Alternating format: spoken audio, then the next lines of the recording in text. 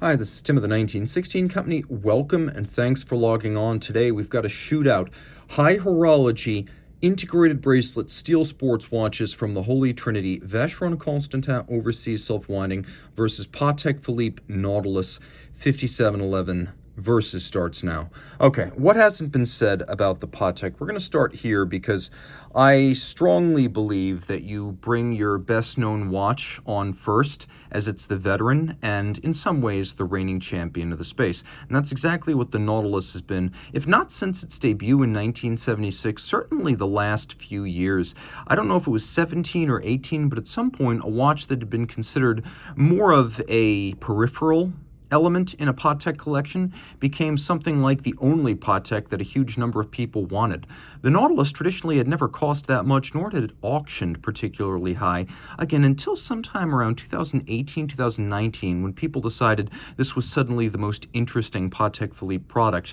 In fact, it became so popular and in demand that Terry Stern, owner and president of Patek Philippe, decided that he needed to discontinue the 5711, lest the brand turn into a certain watchmaker from Le Brassus, which is a victim of its most famous model line. So the 5711 was discontinued, and this model, the 5711 1A-014, was a final year send-off with a green dial for the 2021 model year. Like every 5711, since the type bowed in 2006, it's 40 millimeters in diameter, and you can see this one as I measure it is 8.5 millimeters thick, just lug-to-lug measuring the case only, 44.3 millimeters with an end-link to end-link total distance across the wrist of 48.5 millimeters. So an easy watch to wear on a smaller wrist.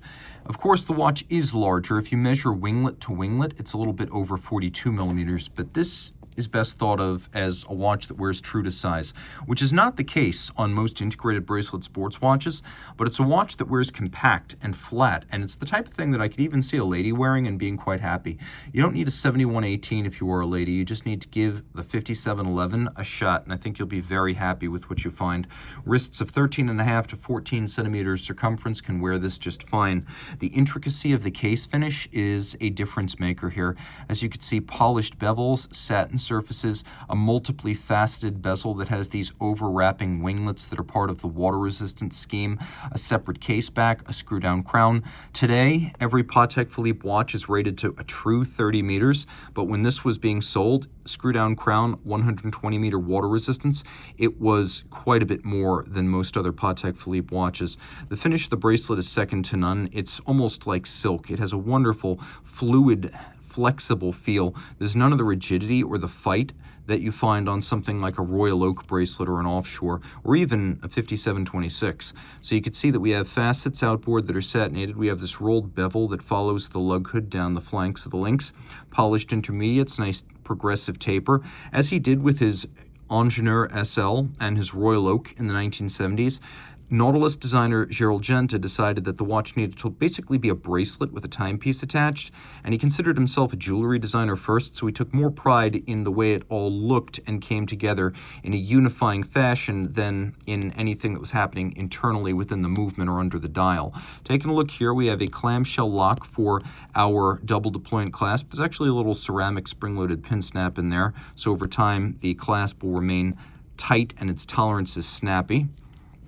Of course, this is a 5711, meaning it is discontinued, but the 5811, which exists now, is available only in precious metal and on a fairly limited basis. The newest version, the 5811, of course, does feature micro adjustments in the bracelet and a trigger release system for the clasp, so it's a little bit different than the way this one works. But we're comparing 5711s to Overseas, and that is a comparison that more people are going to make since there are a lot of 5711s on the market. Taking a look at the case back, this was actually a movement that arrived in 2019. The redesign of the Royal Oak movement, the Nautilus movement in 2019 included the adoption of the hacking seconds system. Caliber 324 became the 26330 SC, and that's what we have here. So guaranteed to run no worse than -3 + 2 seconds per day. A broad and impressive boast that Patek had made for all of its Patek Philippe seal watches in this period. It's one of the few watches in its class that comes with an accuracy guarantee. Unidirectional winding on ceramic bearings or hybrid ceramic bearings, 45-hour power reserve. It does have both hacking seconds and a quick set date, a 4 Hertz beat rate, a free-sprung Gyromax style balance adjusted in 6 positions, and an anti-magnetic Spiromax hairspring. The finishing is excellent, and while it's impossible not to acknowledge that this is a watch featuring a judicious blend of mechanical and manual finishing, the amount of manual finish here is competitive with the Geneva Hallmark Vacheron and far better than what you would see on, for example, a Royal Oak 15510 or something along those lines. This is definitely more in a class with Longa and Vacheron than AP, JLC, and Zenith, and that is entirely to the Patek's advantage. Now that I've got them both on camera, while this is still fresh in our mind, let's check out the lume of these two watches so that you can see which one is better loomed. I'm not going to make the call right here.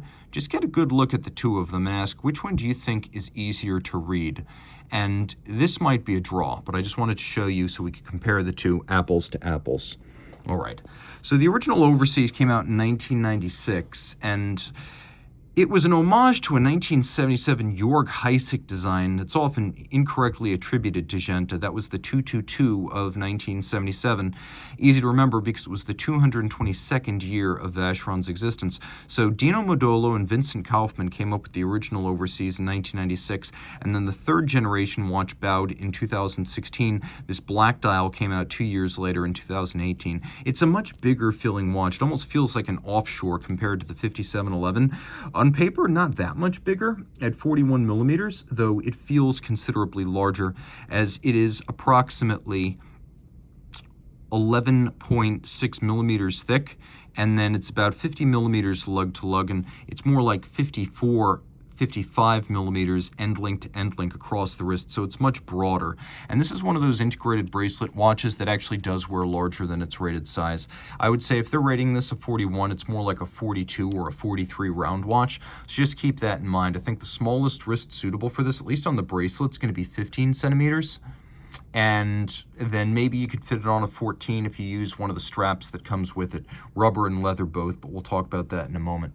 Nevertheless, it is still thin enough that it'll fit underneath the cuff and you're going to have no issues. A Vacheron should always function as a dress watch, even if it is ostensibly a sports watch design. Taking the watch off my wrist, you can see that the bracelet is incredibly intricate in its finish. Look at all of these little polished recesses and the sharp creases within the hollows of the links. Also, look how every link is removable and how each side of the clasp has a little sleeved 1.5 millimeter extensible micro adjustment. Being able to remove every single link has a lot of advantages. And then we've got the quick release system that's built in, so you can pop off the bracelet and use either the black rubber strap that comes with the watch or the black alligator leather strap that comes with the watch. Plus, those two straps have their own accessory deployant clasp that you can use with them. So you actually get 3 bands and 2 clasps when you buy this watch.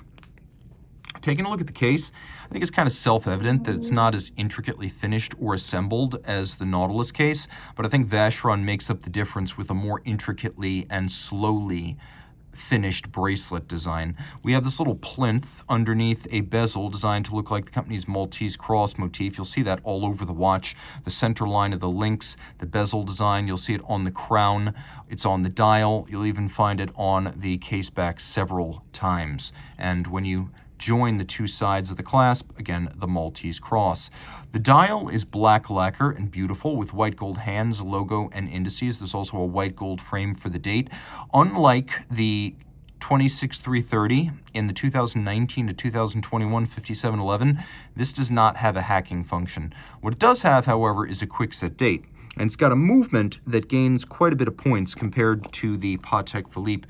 This is caliber 5100, is a Vacheron manufacture movement, and like the Patek, it uses hybrid ceramic bearings. We've got a 22 karat rotor, and you can see the intricacy of the rotor finish, the number of different finishes on it, manually applied, far more than the mostly mechanically finished rotor on the 5711. You can see that there's not a lot going on there, and most of it's mechanically applied. But this is a little work of art.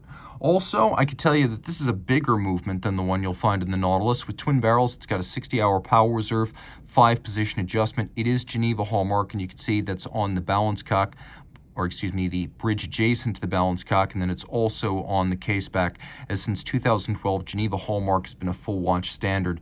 So the Nautilus was 120 meters, this one's 150, and then it's got a paramagnetic ring that wraps around the movement to help channel magnetic field lines around the escapement and the hairspring. So let's talk about the advantages of these two watches. A lot to love with this one. A big thing to remember is that price is a huge factor. This is still available new for $25,000, and full box and papers, you can get into one of these black dial steel self-windings for about $22,000 to $23,000. In comparison, any 5711 is going to cost more than that, but this one particularly with the green dial, this is a $295,000 watch, so Advantage Vacheron. I would also say that this is a better value, not just in the sense that it costs less. I think it has more features and functionality than the Nautilus. Also, I would say this has a lot more power reserve. Well, this is rated at a maximum of 45. There's also the possibility, according to Patek, you might only get 35 if the date's changing as you run to the last 10 hours of power reserve.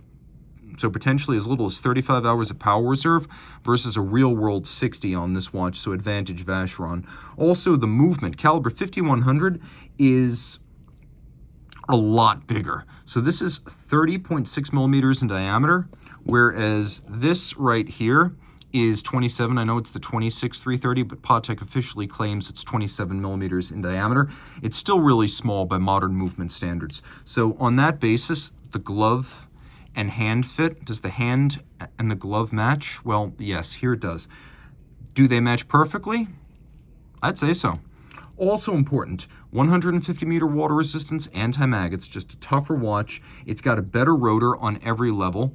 And you can see that the rotor features a hammered profile, polishing, media blast, satination, and relief.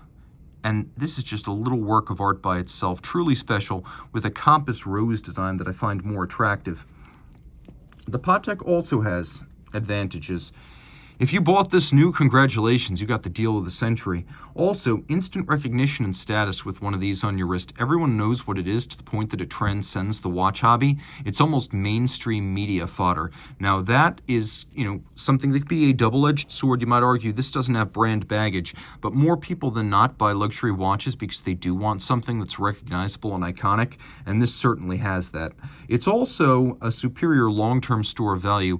I can see this gaining quite a bit, whereas I see this more treading water. Not really gaining, not really losing. This has a lot of headroom, especially as it was a last-of-the-line edition for the model. Significantly easier to wear, less bulk, thinner, shorter across the wrist, smaller in diameter. 40 versus 41, but that doesn't quite describe just how much smaller this watch feels on the wrist. Ergonomically, it's far better, and I probably wouldn't recommend a lady wear this. I'd say probably go find a 37mm Royal Oak, whereas with this, I consider it almost a unisex option. Also, stop seconds, plus a free-sprung balance, plus a silicone hairspring, plus a much thinner movement.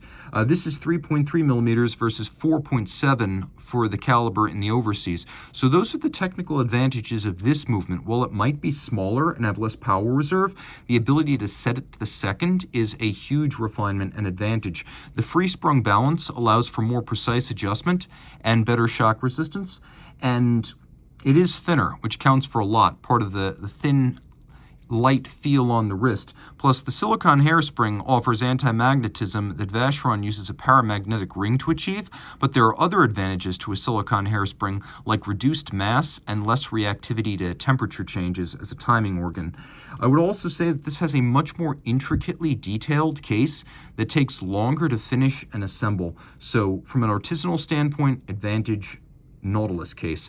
And also, I think the date is superior. It's bigger and easier to read and better fills its aperture, whereas, you can see as we start to move away, it becomes a little bit hard in some lights at some distance to read the Vacheron date, whereas on the Patek, it's quite a bit easier. I'm going to go out on a limb and say I think the Vacheron, by a small margin, has better loomed indices, and the Patek has better loomed hands. So the loom shot is going to be a wash. There's really no advantage here. Of course, which one do I choose? I choose this. For $23,000, it's a no-brainer. Now, I would go and pay the premium to get it with the rare and highly sought brown dial, but you've got a choice of brown, black, blue, and silver through the run of this model, and the silver is available for even less than the other three. So you can get a real deal here. Also, the bracelet with all of its features and functions, the intricacy of its finish, the fact that there is no Patek Nautilus baggage with this watch, the extra straps that come with it, the larger, more handsome rotor and movement, as well as the extra power reserve and water resistance. All of that appeals to me, and I feel like this is a better value, not because it's cheaper, though it is, but because it offers more. So the Vacheron would be my choice. Guys, let me know, which of these two do you choose for yourself? Tell me in the comments below.